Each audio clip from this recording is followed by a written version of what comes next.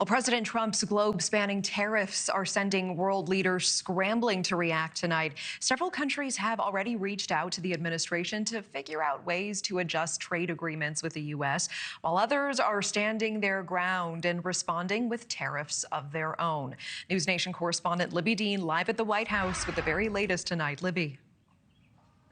Natasha, the Trump administration saying at least 50 countries have come to the negotiating table following those sweeping tariffs enacted last week, with at least 2 of those countries working to cut their tariffs entirely. And White House officials, meanwhile, are reassuring Americans about the future of the economy, saying their tariff plan is working as intended.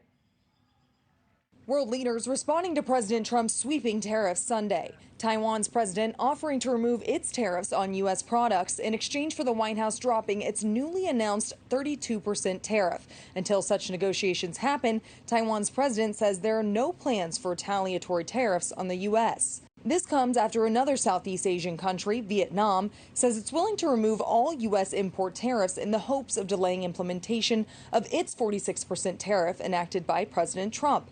Vietnam is a major producer of brands like Nike and Lululemon. The White House saying more countries are ready to renegotiate. I can tell you that as only he can do at this moment, he's created maximum leverage for himself, and more than 50 countries have approached the administration about lowering their non-tariff trade barriers, lowering their tariffs, stopping currency manipulation. But not every country is backing down. China announcing 34% tariffs on all American imports in the wake of Trump's announcement.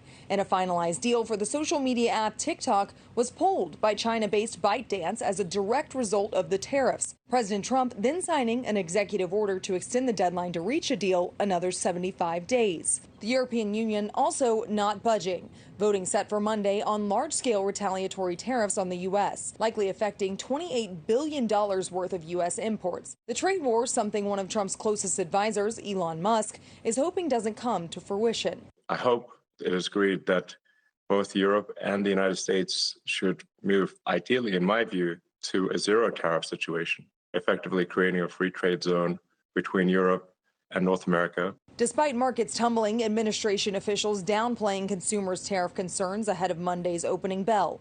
Everything is working very smoothly, so the American people can be very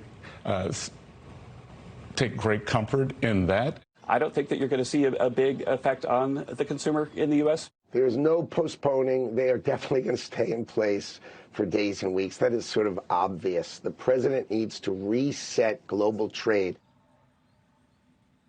And Israeli Prime Minister Benjamin Netanyahu is on the ground here in Washington tonight. He landed. And tonight he's going to meet at Blair House with the Commerce Secretary Howard Lutnick. The two expected to talk about tariffs. That's also something that Netanyahu wants to talk to President Trump about tomorrow when they meet here at the White House. Natasha? And Libby, I want to talk about the outbreak here at home, because we're learning today that Health and Human Services Secretary Robert F. Kennedy Jr. is visiting a West Texas county that has been hit hard by the measles outbreak. What are we learning about that?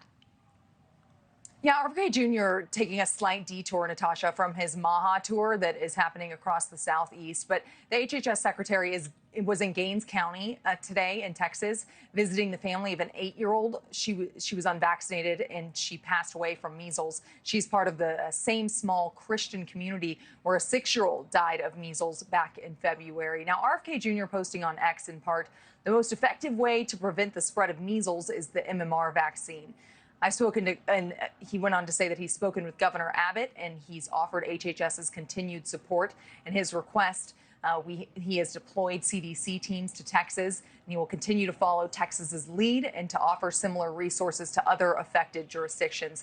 That is a statement from HHS Secretary RFK Jr. there. Now, that post actually comes after an increase in criticism for the Secretary RFK Jr. for downplaying the efficacy of vaccines against measles. And Texas has actually seen the most cases in the country, with 481 cases since the end of January, and this being a trip that RFK Jr. made to Texas today to discuss that. And then he's got the MAHA tour through the rest of the Southeast in the coming days. Natasha? All right, Libbey Dean live at the White House tonight. Thank you. Thanks for watching. Go to joinnn.com to find NewsNation on your screen. And don't forget to click the red subscribe button below to get more of NewsNation's fact-driven, unbiased coverage.